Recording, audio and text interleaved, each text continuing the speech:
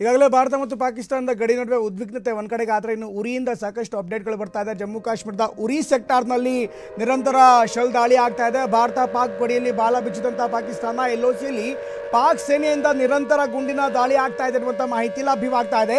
ಉರಿಯಲ್ಲಿ ಅಪ್ರಚೋದಿತ ದಾಳಿ ನಡೆಸ್ತಾ ಇರುವಂಥ ಪಾಕಿಸ್ತಾನ ಈಗಾಗಲೇ ಗಡಿ ಪ್ರದೇಶದಲ್ಲಿ ಭಾರತೀಯ ಸೇನೆ ಕೂಡ ತಿರುಗೇಟನ್ನು ಕೊಡ್ತಾ ಇದೆ. ಪಾಕ್ ದಾಳಿಗೆ ಭಾರತೀಯ ಸೇನೆಯಿಂದ ದಿಟ್ಟ ಪ್ರತ್ಯುತ್ತರವನ್ನು ಕೂಡ ನೀಡಲಾಗ್ತಾ ಇದೆ. ಪ್ರಮುಖವಾಗಿ ಶೆಲ್ಲಿಂಗ್ ಅನ್ನು ಭಾರತೀಯ ಸೇನೆ ಕೂಡ ಶುರು ಮಾಡಿದೆ.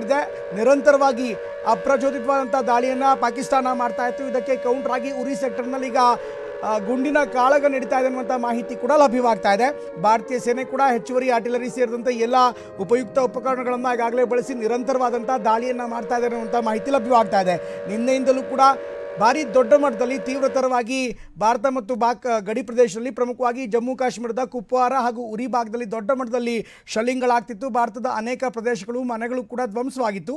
ಅದರಲ್ಲೂ ಉರಿಯ ಗಡಿ ಭಾಗದಲ್ಲಿರುವಂಥ ಅನೇಕ ಗ್ರಾಮಗಳ ಮೇಲೆ ಶೆಲ್ ಕೂಡ ಬಂದು ಬಿದ್ದಿತ್ತು. ಅದರ ಪರಿಣಾಮ ಅನೇಕ ಕಟ್ಟಡಗಳು ಅಲ್ಲೇ ಸ್ಥಳದಲ್ಲೇ ಧ್ವಂಸವಾಗಿದ್ದು ಅದೃಷ್ಟವಶಾತ್ ಯಾರಿಗೂ ಕೂಡ ಪ್ರಾಣಾಪಾಯ ಈ ಒಂದು ಭಾಗದಲ್ಲಿ ಆಗಿಲ್ಲ.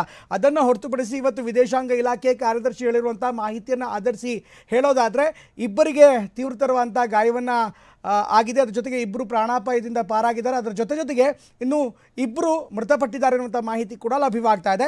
ಅಚ್ಚರಿ ಅಂದರೆ ಪಾಕಿಸ್ತಾನ ನಾಗರಿಕ ವಸತಿ ಪ್ರದೇಶಗಳನ್ನೇ ಗುರಿಯಾಗಿಸಿ ನಿರಂತರವಾದಂಥ ದಾಳಿಯನ್ನು ಮಾಡ್ತಿದೆ. ಜೊತೆಗೆ ಧಾರ್ಮಿಕ ಸ್ಥಳಗಳು ಅದರಲ್ಲೂ ಕೂಡ ಗುರುದ್ವಾರದಂಥ ಧಾರ್ಮಿಕ ಸ್ಥಳಗಳ ಮೇಲೆ ನಿರಂತರವಾಗಿ ದಾಳಿ ಮಾಡ್ತಾ ಇದೆ. ಈಗಾಗಲೇ ಉರಿ ಪ್ರದೇಶ ಹಾಗೆ ಕುಪ್ವಾರ ಪ್ರದೇಶದ ಹಾಗೂ ಜಮ್ಮು ಭಾಗದಲ್ಲಿರುವಂಥ ಗುರುದ್ವಾರದ ಮೇಲೆ ಕೂಡ ಅಟ್ಯಾಕ್ ಮಾಡೋದಕ್ಕೆ ಎಲ್ಲ ಪ್ರಯತ್ನವನ್ನು ಪಟ್ಟಿತ್ತು. ಆದರೆ ಭಾರತೀಯ ಸೇನಾಪಡೆ ಪಾಕ್ ದಾಳಿಯನ್ನು ಹಿಮ್ಮೆಟ್ಟಿಸಿದೆ. ಇದರ ನಡುವೆಯೂ ಕೂಡ ಉರಿ ಭಾಗದಲ್ಲಿ ಸಾಕಷ್ಟು ದೊಡ್ಡ ಪ್ರಮಾಣದಲ್ಲಿ ಗುಂಡಿನ ಚಕಮಕಿ ಆಗ್ತಾ ಇದೆ ಅನ್ನುವಂಥ ಮಾಹಿತಿ ಲಭ್ಯವಾಗ್ತಾ ಇದೆ. ನಿರಂತರ ದಾಳಿಯನ್ನು ಪಾಕಿಸ್ತಾನ ಕೂಡ ಈಗಾಗಲೇ ಮುಂದುವರಿಸಿದೆ. ಅದಕ್ಕೆ ಭಾರತೀಯ ಸೇನೆ ದಿಟ್ಟ ಉತ್ತರವನ್ನು ಕೂಡ ನೀಡ್ತಾ ಇದೆ. ಇವತ್ತು ಹೈ ಪ್ರೊಫೈಲ್ ಮೀಟಿಂಗ್ಗಳು ಕೂಡ ಆಯಿತು. ಹೈ ಪ್ರೊಫೈಲ್ ಮೀಟಿಂಗಲ್ಲಿ ಪಾಕಿಸ್ತಾನದ ಪ್ರತಿ ಹೊಡೆತಕ್ಕೂ ಕೂಡ ಅಷ್ಟೇ ದಿಟ್ಟವಾಗಿ ಮರು ಹೊಡೆತವನ್ನು ಕೊಡಬೇಕು ಅನ್ನುವಂಥ ತಂತ್ರಗಾರಿಕೆಯನ್ನು ಈಗಾಗಲೇ ಸೇನಾಪಡೆಗಳು ಮಾಡಿವೆ. ಇದಕ್ಕೆ ಸಂಬಂಧಪಟ್ಟಂತೆ ಬೇಕಾದಂಥ ಎಲ್ಲ ಮಾಹಿತಿಗಳನ್ನು ಉಪಕರಣಗಳನ್ನು ಜೊತೆಗೆ ಪೂರಕ ವ್ಯವಸ್ಥೆಗಳನ್ನು ಹಾಗೆ ಸಪ್ಲೈಗಳನ್ನು ಈಗಾಗಲೇ ಭಾರತೀಯ ಸೇನೆ ಮಾಡಲಾಗ್ತಾ ಇದೆ. ಗಡಿ ಭಾಗದಲ್ಲಿ ಉದ್ವಿಗ್ನವಾಗಿದೆ ಪರಿಸ್ಥಿತಿ. ಸ್ಥಳೀಯರಿಗೆ ಪ್ರಮುಖವಾಗಿ ಗಡಿ ಭಾಗದಲ್ಲಿರುವಂಥ ಜಮ್ಮು ಕಾಶ್ಮೀರದ ಸುತ್ತಮುತ್ತಲಿರುವಂಥವರಿಗೆ ಬೇರೆ ಕಡೆಗೆ ಸೂಕ್ತ ಸ್ಥಳಕ್ಕೆ ಅವರನ್ನು ಶಿಫ್ಟ್ ಮಾಡಲಾಗ್ತಾ ಇದೆ.